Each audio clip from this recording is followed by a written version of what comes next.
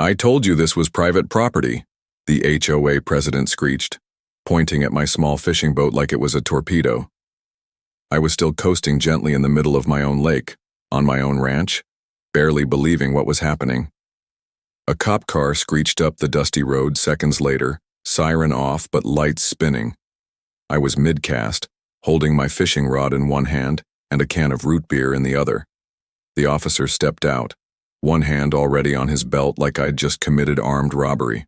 All I did was float a boat. On my lake, on my land. Sir, we received a call from the Lake Hill Estates HOA. They say you're trespassing. I blinked. I own this lake. That's my house up there on the ridge. The cop squinted at me. You got proof of that? I've got a deed in my truck. Well, you're gonna have to come ashore, he said, sighing like he was the one being inconvenienced. And as I reeled in my line, still calm, still respectful, the HOA president shouted from the bank, "We warned you, Rick. You can't just use our lake like you're special." 8 minutes later, I placed a quiet call from my phone. Not to a lawyer, not to the police, to a broker. I bought the entire marina, the one the HOA used for their boats, community events, HOA meetings, and their precious summer concerts, every last floating dock. I owned it now, and they didn't know it yet. I stared at them from the water as they huffed and puffed on the shore, arms crossed like toddlers. I smiled. Let's see how they like the new rules, I muttered. But before I could say another word, the HOA president stormed toward my boathouse with a crowbar. What she did next nearly burned everything down. Hi everyone. Where are you watching this from? Drop your city in the comments. I'd love to know where my ranch friends are. Let me tell you how this crazy war with the HOA all started. Not with shouting, not with lawyers, not even with the cops. It started with kindness. My name's Rick Dawson. I'm 52, a retired oil engineer, and I live on a 48-acre ranch just outside a little town called Winslow Bend, Arizona. I bought the ranch 2 years ago when I finally said goodbye to the city chaos. I just wanted peace. A couple of cows, some goats, my dog Tex, and my late brother's fishing boat. My ranch has a natural spring-fed lake. It's small but clean, surrounded by willow trees and rocky ledges. When I bought the land, the lake came with it. All documented, all legal. But what I didn't know back then was that the nearby neighborhood, Lake Hill Estates, had been using the lake for years before I bought it. Unbeknownst to me, their little HOA had been unofficially treating the lake like a community pool. They even built a floating dock on the east bank, on my side, without ever owning the land. Now here's where things get tricky. They used to have some handshake agreement with the old owner, Mr. Cole, sweet guy, but he was in his 80s and didn't care who swam in the water. But he passed away and I bought the land from his daughter at full price. I tried to keep things friendly at first. 3 days after I moved in, I baked cookies. Yes, I bake. And I walked into the HOA office just to say hello and introduce myself. That's when I met her, Margaret Pierce, HOA president. Tall, sharp bob haircut. Wore pearl earrings like she was hosting the Oscars. And the attitude? Like she personally built the neighborhood with her bare hands. She barely looked at my cookies. I hope you're planning to maintain the shoreline, she said. It's been a mess since Mr. Cole stopped caring. I'll do my best, I said kindly.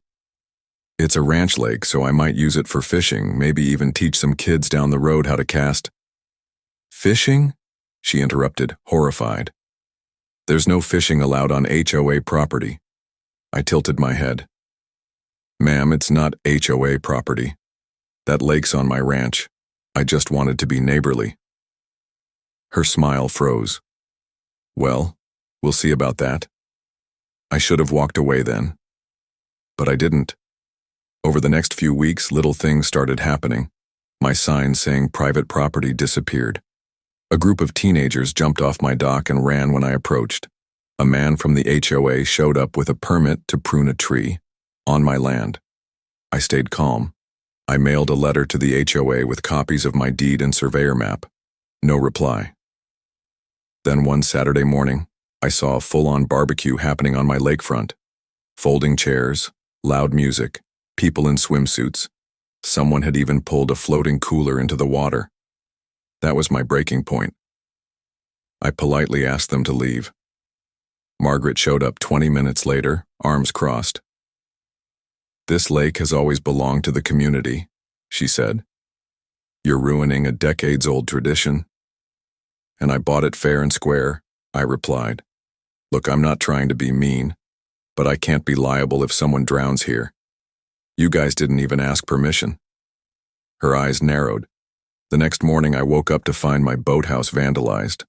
Fishing poles broken, my brother's old tackle box smashed, the words HO property spray-painted across the side. I filed a police report, but there were no witnesses, no cameras, so I installed some. 2 weeks later, I took my first real boat ride. Just me, Tex the dog, and the sunrise. I floated right across the middle of the lake, my fishing rod in hand, camera strapped to my chest in case anything happened. I didn't have to wait long. Margaret was at the edge of the water within minutes, her face red, waving her phone, and that's when she called the cops. That call sparked what would become the most expensive mistake of her life. But it wasn't over yet. 8 minutes later, the officer showed up. He questioned me. I kept my cool, and I made my quiet call to my friend Greg, a real estate broker in town. I asked one thing: find out who owns the marina and the land it sits on. The answer? A company that had been looking to sell for months. They were tired of dealing with the HOA's constant demands and rule changes. They wanted out. The HOA had been renting that marina land and their lease was up for renewal. I made an offer that same day. Cash, fast track. I owned it by sundown. I didn't say a word to anyone. I waited. But Margaret couldn't. The next morning she came back, not with another phone call but with a crowbar in hand, storming toward my boathouse. And what she did next made me run full speed down the dock. Because Tex was inside, and she wasn't stopping. I dropped my fishing rod and sprinted from the edge of the dock, my boots pounding against the wooden boards. "Tex!" I shouted. The old boathouse door creaked as Margaret jammed the crowbar between the frame and the latch. Tex barked from inside, sharp, panicked yelps, the kind he only let out when something was really wrong. "Get away from there!" I yelled. But Margaret didn't stop. With one hard yank, the door cracked open. She stepped inside with her back to me just as I reached the threshold, her crowbar raised. "Tex!" I dove forward, shoving the door wide. Tex darted between her legs, whimpering as he jumped into my arms. "What the heck are you doing?" I shouted, my voice echoing off the metal walls. She spun around, breathing hard, her hair wild now, not the perfect bob I remembered. "This is our boathouse," she screamed. "You can't block access to Lake Hill amenities." I stared at her in disbelief. "There are security cameras in here, Margaret. You just broke into my property." "You think you can buy a lake and bully us all out?" she snapped. "We've had this for generations." I took a slow breath, Tex trembling in my arms. "You're trespassing. You vandalized my dock. You broke into my boathouse. And you're threatening my dog. I should call the cops." "You should call the cops," she said with a cruel smile. "Let's see if they care about one cranky old rancher or an HOA with legal representation." That was it. I didn't say another word. I just turned, locked Tex back in the house, and drove straight into town. Now I wasn't just mad. I was ready. But I wasn't going to fight fire with fire. I was going to fight it with paperwork, with land, with power they didn't even know I had. You see, when I bought the marina the night before, I didn't just get some wooden planks in a shed. I got control over the only public access the HOA had to the lake. Without that marina, their boats had nowhere to launch, their events had nowhere to set up, and the lease they had before. It expired 2 weeks ago. They hadn't paid a cent since. Greg handed me the contract at the county records office that day. "All signed and sealed, Rick," he said. "The entire shoreline, 40 yards from the waterline, is yours now. That includes the walkway, the gravel road, even the picnic tables." "What about their 4th of July party?" I asked. Greg chuckled. They're gonna need your permission for that now. I smiled, but I still didn't say anything to them. Not yet. Instead, I hired a crew and installed a new metal gate across the old Marina entrance. I added private security signs. I even painted the entire floating dock bright red, with the words private property in 3-foot letters. It took less than 2 hours before the HOA board members started showing up. First was Carl, their treasurer, then Sandy, the secretary, then Margaret, pacing like a tiger behind the gate. She rattled it hard, shouting, "You can't do this!" I stayed quiet behind my sunglasses, sipping a lemonade and watching from a bench like I was just enjoying the weather. She pointed at me. "You're going to regret this, Rick Dawson." "No, Margaret," I said. "You are." That night I sent them a formal cease and desist letter through my attorney, outlining all the property violations, the trespassing incidents, and the damages. We attached the security footage, every minute of her break-in. It was enough for a restraining order, but I still held off because I had a better plan. The very next week, Lake Hill Estates sent out their HOA newsletter, all cheery and fake. Join us for our annual lakefront BBQ this Saturday. Same time, same place. That same place was now mine. I waited. Saturday arrived. People in polos and cargo shorts started pouring in with fold-out chairs and coolers, music thumping, kids running down the gravel path. And then they hit the gate, the new red one. And standing in front of it? A private security guard I'd hired. Big guy, polite, firm. "Sorry, folks," he said. "This is private property now. You'll need written permission to enter." Margaret nearly combusted on the spot. "This is our land," she roared. "You can't block an HOA-sanctioned event." But she had no paperwork, and I had all of it. I watched from across the lake, sitting in my boat again, Tex curled beside me. This time I had speakers mounted to the dock.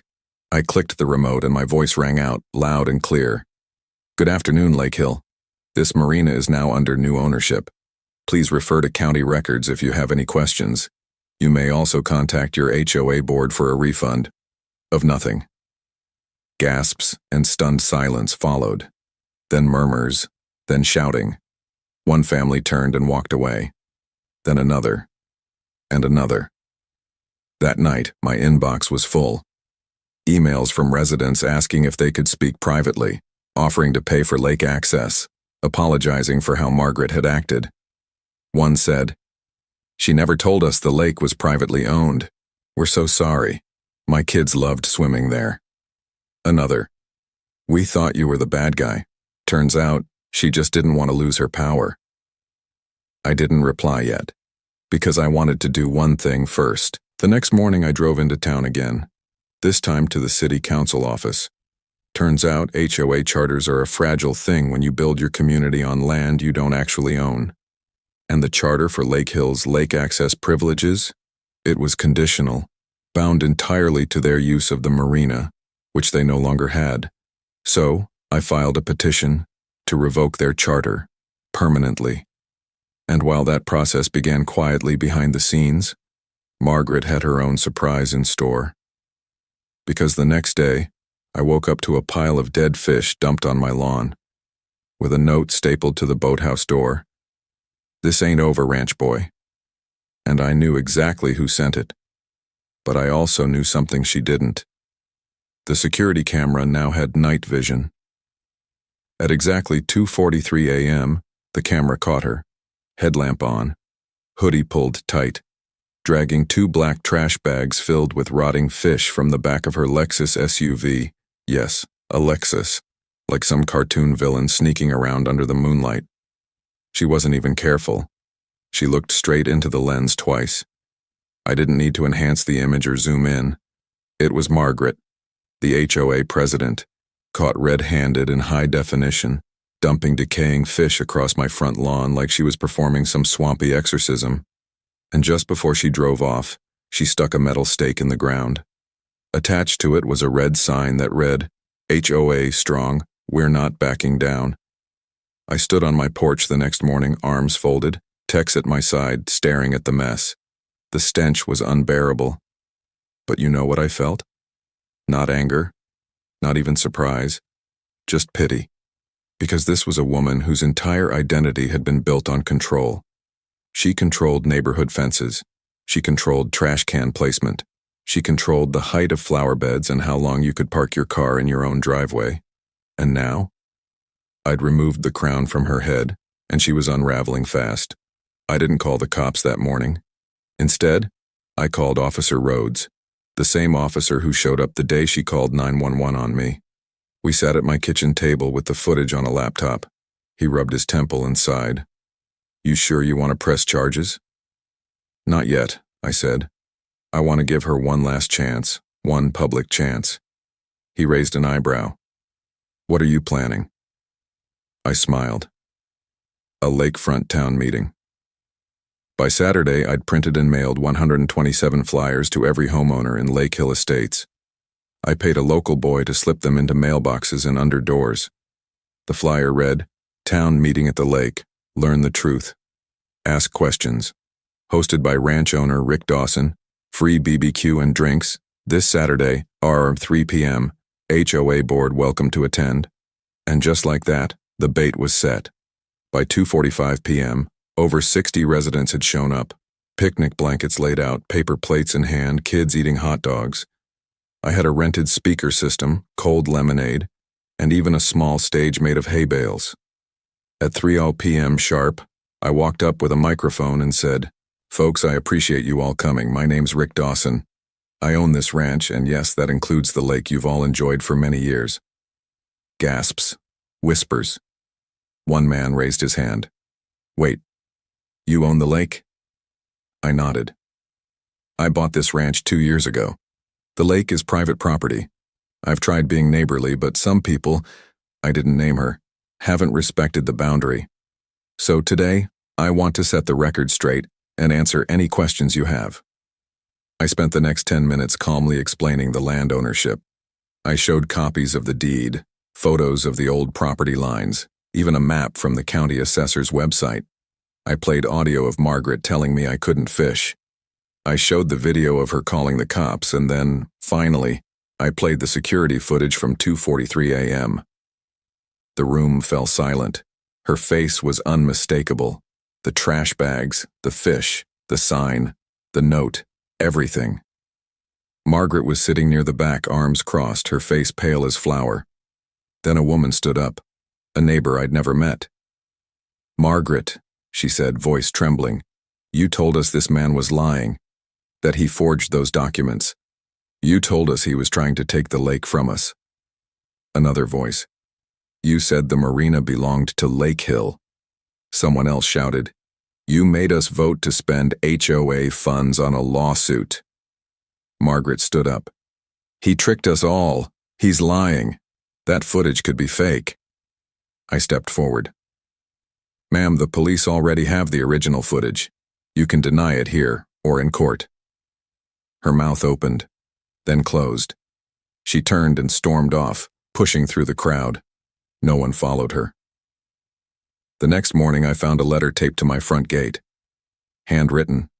Sloppy. Rick, I'm sorry. I let this get out of hand. I just didn't want to lose what little power I had. I don't expect forgiveness. But I do hope this ends here. Margaret. And for a second, I considered letting it go. But I remembered something. That dog, that tackle box, that spray paint, those fish. She hadn't stopped because she learned a lesson. She stopped because she got caught. So I made one more call to my lawyer. He filed a formal complaint with the city council, citing vandalism, harassment, and fraudulent HOA practices under Margaret's leadership. I attached the footage, emails from neighbors, and the petition to revoke the HOA's marina privileges. 3 days later, the city sent Lake Hill a letter, effective immediately. The HOA's charter access to the marina and the lake was suspended pending further investigation. That meant no more HOA lake events, no more HOA fundraisers, and no more HOA anything, unless they got my written consent. But I still wasn't done, because while Margaret licked her wounds, the rest of the HOA board began to panic. They'd just lost their queen, and now they were trying to crawl their way back to power. That's when Carl, the HOA treasurer, made his move. And he made it with fire, because 2 days later, the dock burst into flames. The smell of burning wood hit me before I saw the flames. It was early, barely 6:15 a.m., when Tech started barking like a siren beside my bed. I scrambled up, still half asleep, and glanced out the window toward the lake. Smoke. Thick, black, ugly smoke curling up over the trees like a signal flare. I threw on my boots, no shirt, no hat, just panic, and bolted out the front door. The red-painted dock, the one I had spent days restoring and marking as private. It was on fire. Not just a little fire. I'm talking full-on blaze. Flames dancing off the surface of the lake, eating away the boards, cracking under the heat. The security sign had melted, twisted like a ghost in the wind. I grabbed the fire extinguisher from my truck and sprinted down the slope. By the time I reached the shoreline, half the dock was gone. The floating barrels had already popped from the heat.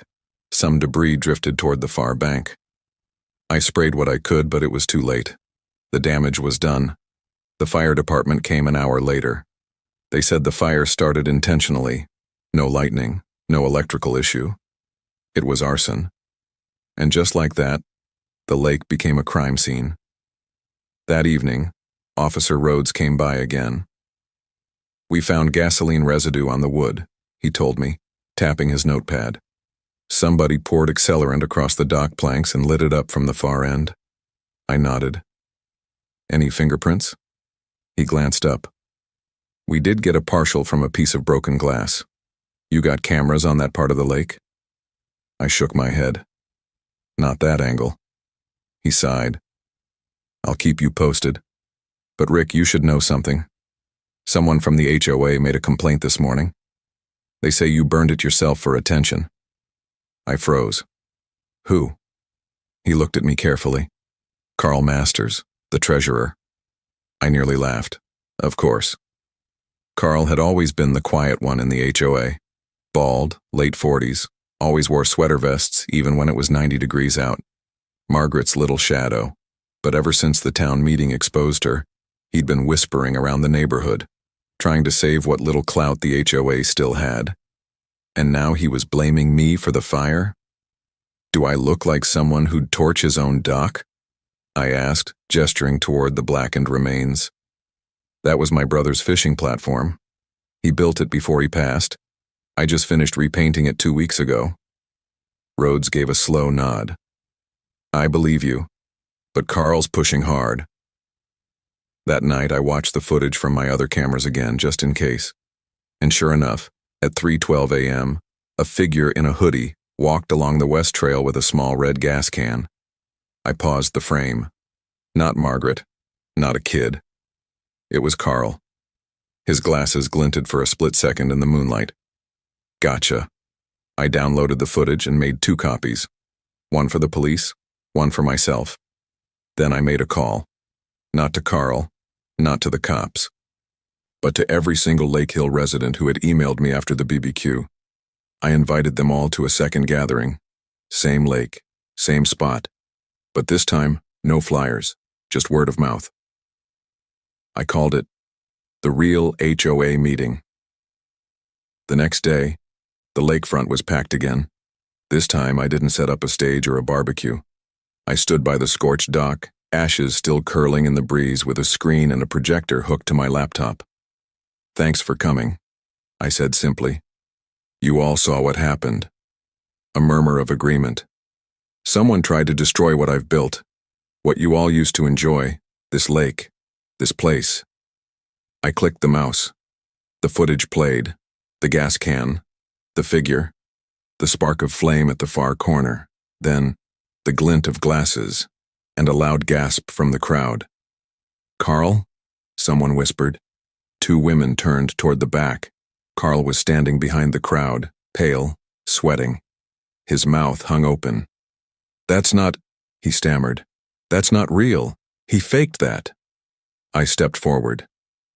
This footage was sent directly to the Winslow County Sheriff's Office this morning, I said. They confirmed the timestamp, the location, and, after reviewing the partial fingerprint from the glass, your identity. Gasps again. One man from the back, Mr. Howard, the elderly guy with the walking cane, shouted, "You're a disgrace, Carl." Another woman pointed, "You could have killed someone." Carl turned and ran, literally ran, through the trees, like a cartoon villain who got caught monologuing too early. Later that evening he was arrested. Arson, destruction of private property, false police report. It was on the local news by dinner time. HOA board member caught in dock fire scandal. I didn't celebrate. I just sat on my porch, sipping sweet tea, watching the sun go down over the lake. Tex rested his head on my boot, and for the first time in weeks there was silence. But not peace. Because Margaret still hadn't spoken since that letter. And rumor had it, she was preparing something bigger. I found out what it was the next morning, because taped to my new Marina gate was a legal document, stamped, signed, and threatening to do what no one had tried before. The HOA was suing me for eminent domain. They were trying to claim my lake. I stood at the gate with the letter in my hand, jaw clenched so tight it hurt. Petition for community use and reacquisition of shared environmental assets under emergency HOA domain clause. That was the bold print on the front page. It was 5 full pages of legal fluff, but the message was clear. Margaret and the Lake Hill HOA were trying to steal my lake. They were claiming that because the lake had been used by the community for over 20 years, it now qualified as a shared amenity. And their lawyer, some high-priced city guy with a last name that sounded like a furniture store, had filed it with the local zoning commission. They wanted to take it from me. Legally. By force. I read it again. Then again. It didn't make sense. Eminent domain? That's government language, not HOA business. But the way they spun it, they made it sound like I was blocking public recreation. They even claimed I was neglecting environmental upkeep, which was hilarious considering they dumped dead fish on my lawn and set my dock on fire. I looked over the gate at my quiet lake. The burned dock, the willow trees. Tex sniffing the gravel beside me, tail drooping like he could feel the tension in my chest. I took the papers inside and called Greg, my real estate broker friend. He answered on the first ring. "Please tell me you're seeing this," I said. "I saw it," he replied, "and it's nonsense. But it's also dangerous nonsense." "How?" "Because if the board spins this right, and they convince a few council members, they could trigger a review. And once that happens, the city gets involved. And once the city gets involved, it becomes a circus," I finished. Greg sighed. "Exactly." "Okay," I said. "Then it's time I take the gloves off." 3 days later, I filed a counter lawsuit. Not just for harassment, not just for property damage, but for fraud. I compiled every lie, every email, every video recording, from Margaret's early threats to Carl's arson. I gathered witness statements from residents who admitted Margaret manipulated them into voting on illegal HOA expenditures. And then, I submitted a motion to dissolve the HOA's ability to govern lake-related matters, permanently. The media caught wind of it almost immediately. Lake War, retired rancher versus HOA powerhouse. Lake Hill scandal, president faces lawsuit after fraud allegations. One man, one lake, one epic fight against HOA tyranny. I laughed when I saw that last one. Dramatic, but not wrong. Local news trucks started driving through the ranch roads. A reporter even stopped by my gate one afternoon asking if I'd make a statement. I did. "Sure," I said. "Here's my statement. It's my lake. I bought it legally, and I have the documents. The HOA didn't. They never did. They just wanted control. Now they've lost it, and they're throwing tantrums." That clip aired on the 6 o'clock news. By the next morning, my inbox had exploded. Not just from locals, from strangers, people from other states writing things like, You're fighting for all of us who've been bullied by HOAs. Thank you for standing up. I lost my property rights to an HOA. I wish I had your courage. I was stunned. This was bigger than I thought. 2 weeks later, the city council held an emergency hearing. The HOA came in full force, suits, files, even a banner with their logo. Margaret, of course, led the charge. She looked smug, dressed like she was about to sell someone a yacht. I came in with Tex, Greg, my lawyer, and a simple manila folder. When it was my turn to speak, I walked to the microphone, unfolded a single sheet of paper, and read, "This lake was purchased for $890,000 with a clean title. No liens, no HOA easements.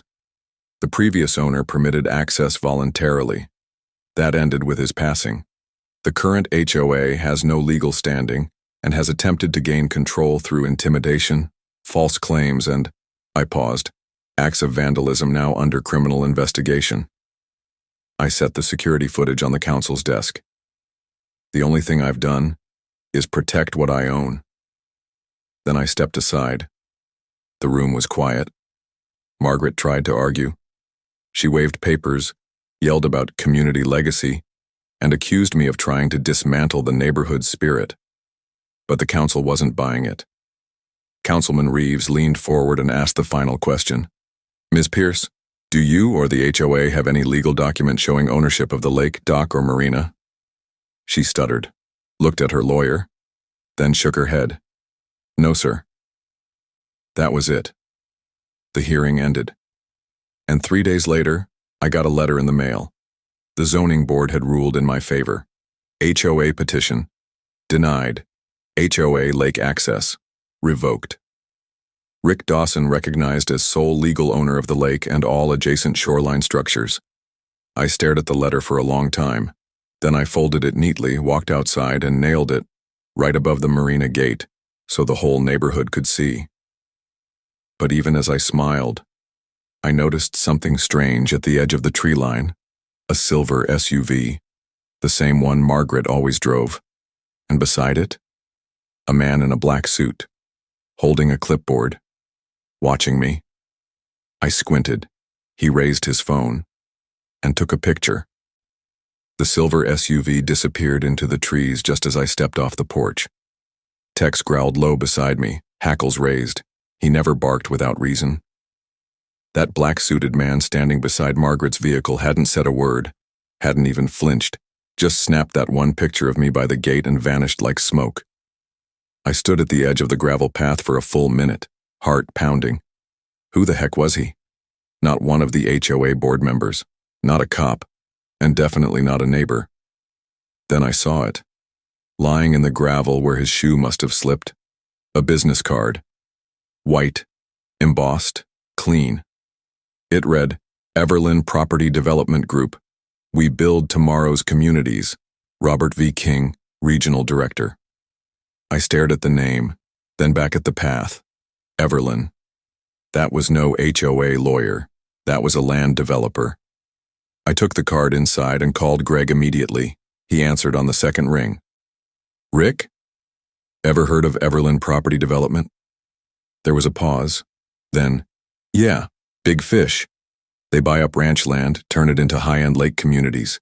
Gates, golf carts, yoga lawns." Margaret was parked right next to one of their guys. Greg went quiet. Then he said something I hadn't considered. "She's trying to sell the neighborhood." The next morning confirmed it. An anonymous tip landed in my inbox from someone claiming to be a former HOA board member. Attached was a PDF titled, "Lake Hill Estates Redevelopment Proposal." And sure enough, right there on page 2 was a map. It had my lake in the center, my ranch land, highlighted in red. And around it, over 200 new homes, a floating restaurant, a community wellness center, and a giant marina on my shoreline. They even had a line item labeled, "Negotiation with current ranch owner pending legal leverage." So that was her game. Margaret wasn't just trying to win, she was trying to sell me off. They thought if the lawsuit worked, I'd be forced into a corner, forced to sell or be surrounded. They'd overtake the lake one way or another. Well, too bad for them. I don't do cornered. That same day, I called a press conference at the lake. I'd never done anything like it before. Just me, Tex, a few folding chairs, and a portable mic setup. But word spread fast. Neighbors showed up. Reporters came. Even the town mayor rolled in late with a folding stool and a soda. When everyone was seated, I stood by the gate, held up the business card, and said, "Everland Property Group wants to turn this land into a resort community. They want to buy this ranch, the lake, your trees, your peace, and they're doing it behind your backs." Gasps rippled through the crowd. Margaret Pierce and the HOA board, what's left of it, have been in private meetings with developers for months. They tried to use me as the final piece of the puzzle, suing me, harassing me, blaming me for everything, so they could push me out and sell your neighborhood. I paused, holding up the leaked PDF. This proposal shows a full-scale teardown. Your houses will be reassessed, your HOA fees will triple, your privacy will vanish, and your legacy, bulldozed. Now the murmurs turned into shouting. People stood, pointed. I didn't vote for this. They said we were expanding the park. They're selling us out. I raised my voice over the crowd. Well, I've got news for you. I'm not selling, not a foot, not a pebble. This ranch isn't going anywhere, and now that the HOA has lost their lake privileges, they don't have the leverage they promised Everland. Reporters asked questions. Neighbors started filming. But the biggest reaction came from the mayor, who stepped forward and took the mic from me gently. "I've seen enough," she said. "If this is true, if this document is legitimate, we'll launch a formal investigation into the HOA and their dealings with Everland." And just like that, Margaret's final card started to crumble. That night, I heard tires screech outside. Then a rock hit my front door. When I opened it, no one was there. But on the ground, a manila envelope. Inside were printed photos. Of me, of Tex, of my house, my truck, even my sister's cabin, 2 miles away on the ridge. On the back of one photo was a handwritten note. "You're playing a big man's game now, ranch boy. Careful what you protect, because some things break easy." That's when I knew this wasn't just Margaret anymore. This was Everland. They weren't just losing money now, they were losing millions. And desperate people make stupid decisions. So I did the only smart thing left to do. I picked up the phone, and I called the feds. Because buried in the redevelopment proposal way down on page 9 was something most people missed. Everland had already secured a government grant, and if they falsified information to get it, that was federal fraud. I reported everything. The photos, the document, the threat, the zoning plans, and the anonymous tip that suggested Everland was bribing local officials for expedited approvals. The agent on the line took it seriously, very seriously, and said they'd be in touch. But while the investigation began quietly, the retaliation came loud, because the next morning, I walked out of my house and found Tex missing. "Tex!" I shouted, voice cracking as it echoed across the quiet morning lake. No jingle of his collar, no paw prints by the door, no sign of him on the porch where he always slept. My stomach dropped. I searched everywhere. His bed, the barn, the ATV shed, even under the dock. Nothing. He was gone. And taped to the boathouse door right where Tex's leash used to hang was another note. "Stand down, sell, or your dog won't be the last thing to disappear." My hands shook. This wasn't HOA politics anymore. This was criminal. I raced inside, grabbed my phone, and called Officer Rhodes. They intimidate property owners, force panic, then buy up the land cheap. But this time, they crossed a line. By morning, 3 unmarked black cars rolled into town. Everland's local office was raided, laptops seized, phones confiscated, and Margaret, she was arrested. Apparently, she wasn't just in talks with Everland, she'd received kickbacks, a bribe, a $75,000 consulting fee funneled through a fake landscaping invoice to her HOA account. The town exploded with the news. Neighbors were shocked, some cried, some screamed. But the best part? That same morning, A call came through. A gas station manager 2 towns over had spotted Tex, tied behind a dumpster, hungry, but alive. A little boy had recognized him from the TV reports and called it in. I broke every speed limit on the highway getting there. When I arrived and opened my truck door, Tex barked once, wagged his tail, and jumped straight into my arms. I cried like a baby, and I didn't care who saw. The fallout came fast and loud. Everland's stock tanked after national news ran the story. Land developer caught in fraud and dog-napping scandal. Retired rancher defeats corrupt HOA and billion-dollar firm. America's favorite ranch dog returns home. Yeah, they even made Tex a Twitter account. Back in Winslow Bend, the HOA was officially dissolved by town order. Their funds were frozen, their board removed.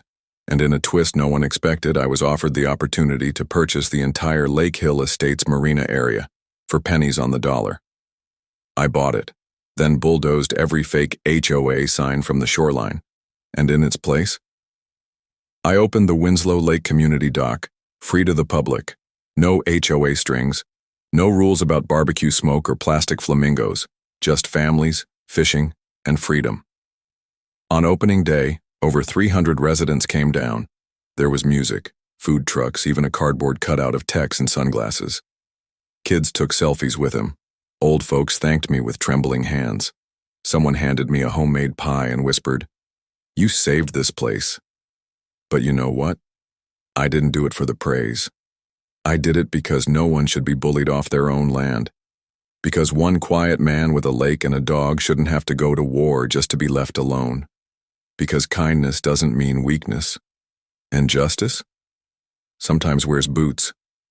So now I sit on my rebuilt dock, Tex beside me, watching the sun slide across the water. The lake is still. The ranch is mine. And the next time someone thinks about calling the cops on me for floating my boat on my own water, they better be ready to swim. If you enjoyed this story, drop a comment and tell me where you're watching from. And don't forget, always check who really owns the lake.